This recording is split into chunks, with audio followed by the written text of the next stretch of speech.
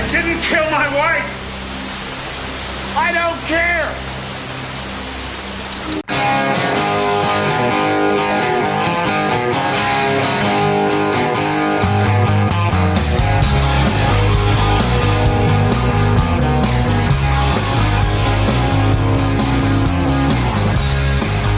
Welcome to the Screen the Screener College Basketball Podcast with your hosts, Mike Randle and Gus Kearns.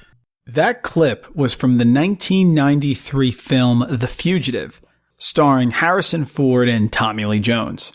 In that clip, Samuel Gerard, played by Tommy Lee Jones, is a U.S. Marshal whose job is to track down Dr. Richard Campbell, who was convicted of killing his wife even though he really didn't. They're in a mammoth-sized tunnel filled with water, up to their ankles. Gerard just slipped in the tunnel, dropping his gun, and the water pushed it to Richard Campbell, who picked it up and pointed it at Gerard. Campbell is insistent on telling Gerard, I didn't kill my wife. I know I was convicted. I know you're looking for me, but I didn't do it. Gerard, with his hands in the air on his knees there, looks at Dr. Campbell with the gun and says, I don't care. Meaning, I have a job to do. That's what I'm focused on. I'm supposed to bring you in. I'm not a jury.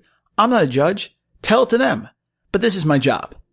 That movie makes me think of Mick Cronin, who was not UCLA's first choice, second choice, third choice. Who knows what choice he was?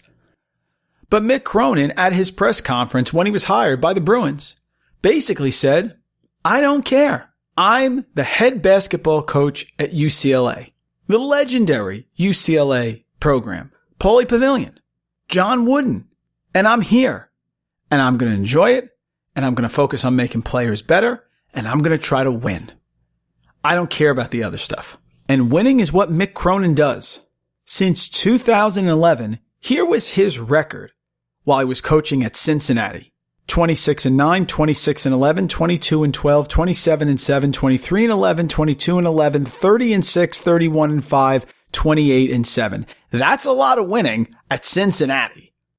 With all the resources and all the history of the UCLA program, we should have realized Mick Cronin's going to win there too. Sure, it's been a program that people feel has unrealistic expectations. Ben Howland, 3 straight Final Fours, was let go. Steve Alford was there. Could recruit, but didn't take that Lonzo Ball team, that really great team there, to the Final Four. So when Mick Cronin started this season with a record heading into Pac-12 play of 7-6, coming off 3 consecutive losses to Notre Dame, North Carolina, and Cal State Fullerton at home, people probably thought it was a mistake. But you know what? Mick didn't care. Like Dr. Campbell didn't care. Mick didn't care when people were doubting him when he lost back-to-back games in November to Hofstra and BYU. Hofstra, who won the CAA regular season title, Hofstra, who also won the CAA tournament title, was going to the big dance, and a BYU team that was one of the top 20 teams in the country. But no one thought about that then. But what he did was he stayed at it. He pushed the players. He got them to buy into his system. So much so that they went from 12-11, 5-5 in the Pac-12 on Thursday, February 6th to 7 consecutive wins en route to a 19-12 overall record, 12-6 in the Pac-12, finishing all by themselves in second place, 1 game behind Oregon, with on their resume a sweep of Colorado and Arizona. What a job by Mick Cronin. And don't look now. His first season at UCLA, where he battled some injuries, up and down play, not having a chance to get a full, normal group of recruits, still working with players from the prior regime, learning a whole new system. He found a way to win. And the Bruins are headed in the right direction. And folks, they have a lot of players coming back, and you know they're going to recruit because they always do. Recruiting at UCLA is no problem. It was the X's and O's, and Mick can certainly do that. So today on the Screen the Screener Team Recap Series, we're bringing in Ben Bolch, LA Times UCLA beat writer, fantastic beat writer on the UCLA Bruins, and also the author of an amazing book, 100 Things UCLA Fans Should Know and Do Before They Die. I mean, clearly an expert on all things UCLA Bruins. Ben's going to come on the podcast here and talk about UCLA and talk about Mick Cronin and talk about how the season progressed and talk about how the development of Chris Smith and Tyger Campbell were so essential to that 7-game winning streak. And then Ben's going to talk about the recruits coming in, preview next year, and tell us why UCLA basketball may really be back. Must follow on Twitter Ben Bolch at LATBBolch, BOLCH. Ben's going to come on, UCLA Bruins, Pauley Pavilion, the history, the legacy. Let's talk to Ben about it now and hear about the Bruins. The Screen the Screener team recap series rolls on here, and we're going to head out to California for the UCLA Bruins. UCLA turned things around, was one of the hottest teams in the country at the end of the season, and we have one of the best in the country, Ben Bolch, writer for the LA Times, UCLA beat writer. He also wrote a fantastic book, which you have to take a look at if you haven't already, 100 Things UCLA Fans Should Know and Do Before They Die. Ben has joined us on prior podcasts on the team preview series, and he joins us today to recap the Bruins season. A must follow on Twitter, LATBBOLCH. Ben Bolch, thanks so much for joining us here for a few minutes. Well, thanks for having me, and I guess we all have a little extra time to read that book now, right? We certainly do. And that, I mean, listen, if you're going to read a book about a college basketball program, then of course it's going to be about UCLA, but it's fantastic. And you do an amazing, amazing job, an amazing writer. And listen, UCLA, I want to take you back. Of course, there was a lot of moving parts there when Steve Alford was let go. And there was a lot of questions with the coach, and it was really close at times, and then it kept changing. So just take us back about how that process went through and ended up with Mick Cronin, which of course ended up being a fantastic choice. But from what I can read, Ben, he wasn't the first choice, right? Yeah, as I detailed in a story that ran, well, not quite a year ago, because Mick hasn't been a coach for even a full year, but about 11 months ago, I basically wrote about all the twists and turns of the coaching search. And at one point, they even had Jamie Dixon's nameplate on the door of the basketball offices. Yeah, it was really kind of a circuitous route to Mick Cronin. You know, there was a dalliance with John Calipari that may or may not have been a realistic option. You know, they went hard after Jamie Dixon and thought they had him, and then there was a buyout situation that got to complicate things, and then they turned toward Rick Barnes and thought they had to deal with him, and there were some complications there. And yeah, it was a situation where kind of reminds me of Pete Carroll with USC football, where not the first choice, but you know, early returns are that it was the right choice. And I should add that, you know, Mick Cronin was well on their radar from the get-go, if nothing else, based on the fact that his Cincinnati teams had really taken it to UCLA, and each of the last two times they had played, they won at Pauley pretty handily, and then they just really whacked Alford's in one of Alford's last games at Cincinnati, won by 29 points. So that put him on the radar. Obviously, he's a really good young coach in his own right, with 9 consecutive NCAA tournaments, among the most wins of any Division I coach under 50. So Mick Cronin had a very solid resume in his own right, but you know, UCLA being UCLA, they wanted to take a swing at some bigger names, so to speak, and didn't quite work out. But as we're all seeing now, maybe they got the guy they should have targeted all along. And he came in with the right attitude. You know, of course, he got the questions about not being necessarily the first choice. He said, look, I'm in UCLA. I get to talk about Coach Wooden. I mean, you know, who wouldn't want to be here? So at the beginning of the year, they got off in the non-conference there to a 7-6 start. But I think, Ben, if you look at it, it may have been a little deceiving. I mean, they lose at home to Hofstra. I get it, UCLA versus Hofstra. But at the same time, Hofstra ended up being fantastic, won the regular season, won their conference tournament. They were going into the NCAA tournament. BYU was fantastic. They ended up beating Gonzaga, was real strong, had some great wins, won without Yoeli Childs down in Houston and stopped their home court winning streak. And then, of course, Michigan State. So in the beginning of the year, while they were 7-3, and they ended up stumbling there with those 3 consecutive losses to ND, North Carolina, Cal State Fullerton, maybe people overreacted a bit because some of those teams were very, very good. Yeah, it's a good point in retrospect. I think, you know, at the time, people tend to have the knee-jerk reaction as we all know. But, Mick, I think, was pretty clear in that he was trying to set a tone and identity, and, as he put it, he was auditioning guys, and it took this team, a good almost 3 full months to kind of figure out the rotation that they wanted. He made two tweaks in particular.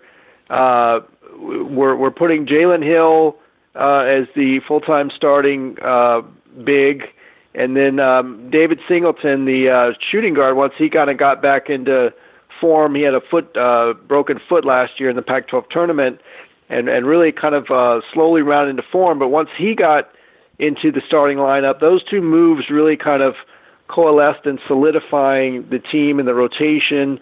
And he went from basically playing like 11 guys to 8 guys, and part of that was Sharif O'Neal, the freshman forward, the son of Shaq, transferring in January. But once Mick kind of identified his guys and got that rotation going, it really made a big difference, and you could kind of see the way that this team played and these guys played coalescing amongst each other, and it really paid off in much better basketball. It really did. And once you got to that January 19th game against California, UCLA turned a corner. We're on the East Coast here, but I got to watch them a good amount of time. I got to see them against Colorado there in the nice win at home on January 30th when, Colorado was still pretty solid at that point. They tailed off at the end of the year, but that was coming off a bad loss at Oregon, but they bounced back nicely. They beat Utah at home. Then they went away at Arizona State, which was a stumble. But after that point, they ended up winning 8 games in a row: Arizona, Washington State, Washington, Utah, Colorado away, which was a big win, 7-point win away, Arizona State to get the payback, and then Arizona again, sweeping Arizona. So they lost to USC by 2 points. But really, what do you think was the big sort of turning point? Was there one game there that made you say, hey, wait a minute, I think this team is on the right track and can really, maybe make a run here? Well, I think I think when they won at Arizona, that was, there were several really impressive wins, as you noted. It really all kind of started with that Colorado home win, because Colorado at that time was playing very well. Then when you go on the road and win at Arizona, that's always going to be a statement win. And then turning around and sweeping Colorado on the road. At that moment, it really set in my mind that this was an NCAA tournament team, and I really do think that almost no matter what had happened in the Pac-12 tournament, that UCLA would have been in the tournament. But as far as like turning points, I don't know that there was one in particular. Mick thinks that narrative's a little bit overrated. He really kind of aired them out after the Stanford loss, when I think they were down to 1-3 in conference play, and he said the guys were soft and really kind of doing their own thing. But he like I said, that lineup change, and another factor he said that was important was that these guys genuinely did like playing together, and it was one of the best locker room atmospheres he's had as a team. So you add those things together, and let's not forget, this team has a good amount of talent. I mean, these are pretty much mostly 4-star guys with a few threes sprinkled in there. So there was some talent to work with. It was just a very young team that had to mold itself to a new coach's identity, get its rotation together, and kind of get things figured out. And boy, when they did, it was a lot of fun. Yeah, and there were some big individual performances as well this year. I remember watching, going back to January 2nd, and that came in the middle of sort of bookended 3 consecutive losses on either side. But I remember Jake Kyman could not miss at that Washington game. I think he was like 7-12 from 3-point range. And then, of course, there was some great development here with Chris Smith, and Tyger Campbell, Ben, really controlled the game, especially at Arizona. I mean, developed into what I think was a dominant presence. So talk about the development of the players, particularly Smith and Tyger Campbell as well. Yeah, Chris Smith went from being a guy who really could disappear for weeks at a time to a guy who, would pretty much put up double points on every night. He ended up being the Pac-12's most improved player. And then Tyger Campbell, as you mentioned, big turning point was that Arizona road game where he just made tough floaters and made all the right passes. And Mick Cronin basically said that he kind of told Tyger to become more aggressive offensively because he had been two pass first earlier in the season, and it basically turned into a game of 4-on-5 because they knew that he wouldn't shoot, so they could sag off of him. So that helped them, other teams, defend the rest of the Bruins. And once Tyger really got his mid-range, his floaters, and his drives to the basket going, it added another dimension to this team and really propelled them on that late-season streak. Yeah, you talked about Most Improved Player Award. Of course, Mick got the Coach of the Year award in the conference. Looking at the players coming back, before we get into the recruits, they have, after turning their season around, they ended up second in the Pac-12, which was crazy. I mean, at one point, we do some work with odds and things like that. I mean, UCLA was flying, down with the odds from where they were to win the Pac-12. So just an incredible, incredible season. But they have pretty much, assuming you can give us an update on Smith here, I know it's sort of iffy, and maybe all this, situation with the quarantine sort of aids Smith in coming back because maybe he can't get as much info as he would like. So if it's unknown, why not come back for what projects, I think, to be, Ben, a top 20 team? But talk about the players coming back because there's a good amount. Yeah, I mean, it's basically the entire core rotation, assuming Chris Smith comes back. And I did have a chance to talk to his father yesterday, who said that, it's uncharted territory for everybody, and obviously including his son, because, there's presumably not going to be an NBA draft combine in Chicago. There's probably not going to be individual workouts for teams.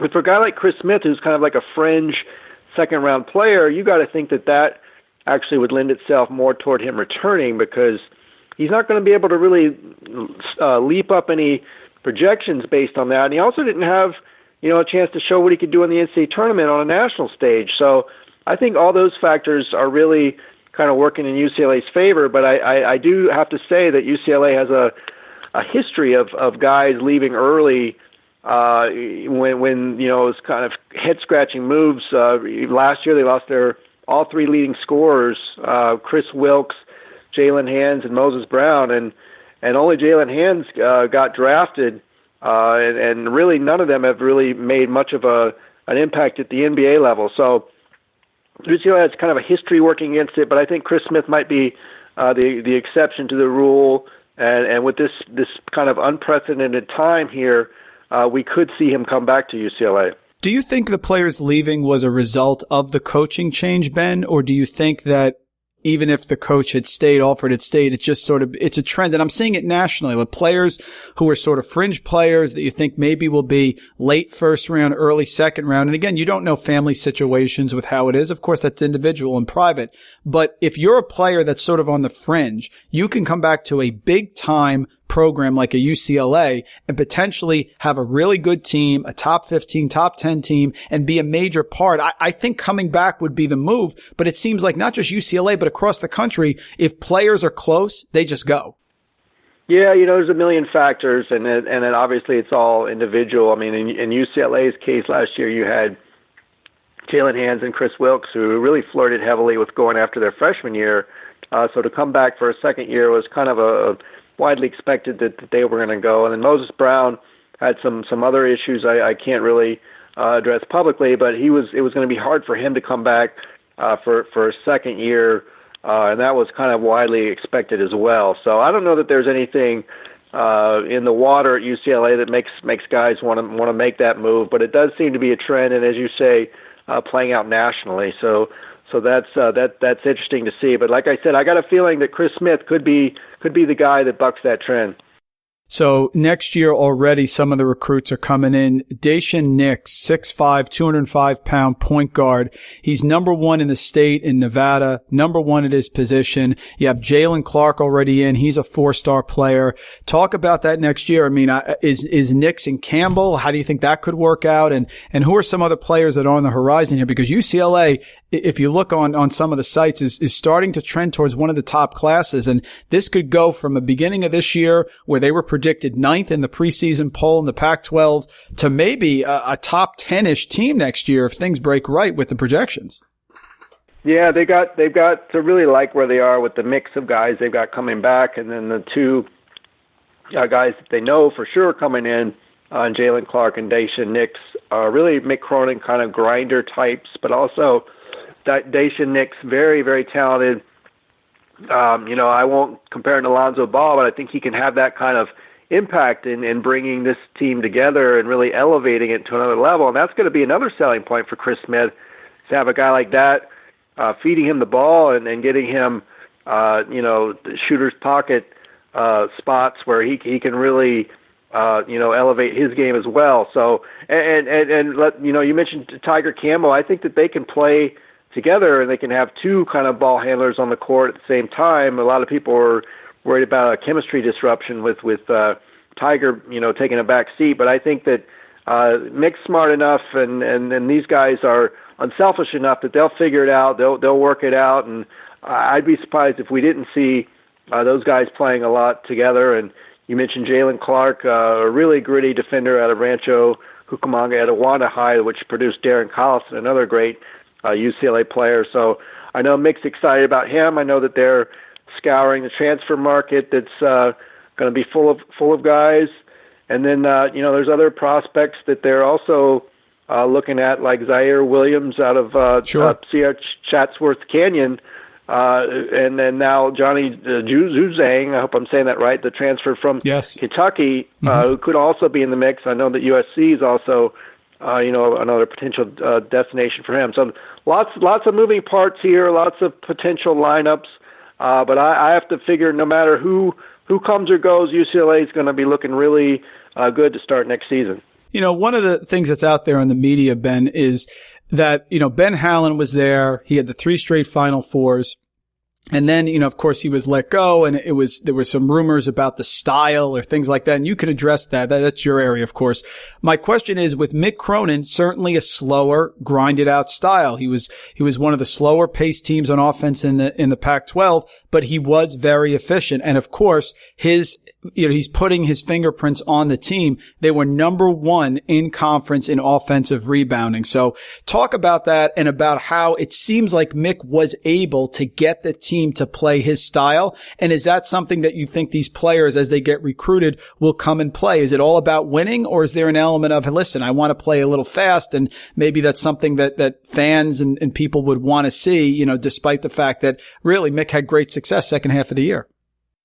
Well, I think that we saw the contrast in styles from Mick Cronin and his predecessor, who was all about getting up and down and trying to, rack up as many points as you can. And, when you have Alonzo Ball and a TJ Leaf on your roster, that can work just fine. But in every other season when there wasn't an elite point guard, didn't work out so well. So I think that fans are Mick Cronin in his intro press conference said he spelled fun W-I-N, and he repeated that all year. It was almost like a mantra for him. And Very I think true. The fans agree with that. They really just want to see a winning brand of basketball. And I did notice as the season progressed that I got a sense that there was a heightening appreciation for the style of diving for loose balls and jumping into the first row of courtside seats, chasing balls. And I really got a feeling that the fan base is by the end of the season was really embracing Mick Cronin's style and his team. And I even did an article where I spoke to Gail Goodrich and some of the other UCLA greats who said that they were as proud of this team as any team that had ever worn a UCLA uniform, which really blew me away considering 11 national championships, and this team was not even a 500 team in mid-January. So that really speaks to what a run it was at the end of the season. And, I think that next year the fan base, if we can get back to some normalcy in the world, will really come out and support this team, and you'll see a new level of excitement for UCLA basketball. Absolutely. And Ben Bolch, folks, fantastic writer for the LA Times, does a great job. You have to follow him on Twitter at LATBBolch, BOLCH, has an article up there on his Twitter feed already about the tough decision for Chris Smith. It was a great read. Got to check it out. Ben, UCLA basketball, it's like night and day from where they were in the middle of that, losing 6 out of 7 to where they ended up. But certainly things seem like they're trending in the right direction. It's probably going to be a strong recruiting recruiting class, players coming back, and like you said, fun is definitely spelled W-I-N. Thanks so much for joining us, man. Really appreciate it. Thank you so much.